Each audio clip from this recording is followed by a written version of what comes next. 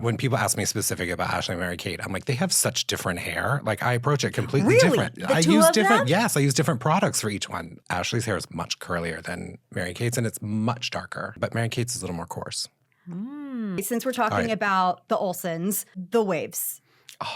What's so funny is how they've changed so much, the whole process of getting ready. It used to be a fight who sat in my chair first. You know, they would sit down, soaking wet hair, get that full blowout, then go back with the iron, you know, never open the clamp, just wrap it around.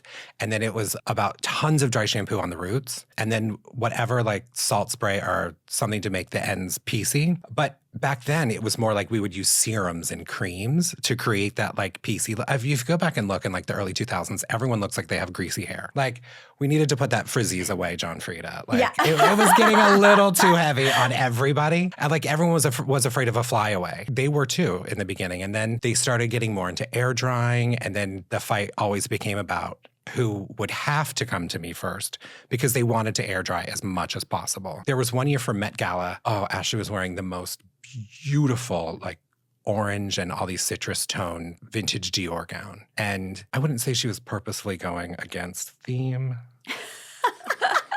But the theme was very much about like, I think it was the machine age or in the fashion world, something like that. So Ashley found this insane gown that was completely handmade. Like women spent hundreds of hours sewing every jewel onto this gown. So she requested, like, I don't want to use heat. I don't want to use tools. I don't want to, like, let's keep this going. So I set her hair with clips and let it air dry. And it turned out so... To create the wave?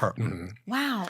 To pull her curl out just a little bit around the face. And we had a very specific look that Jesus was our reference.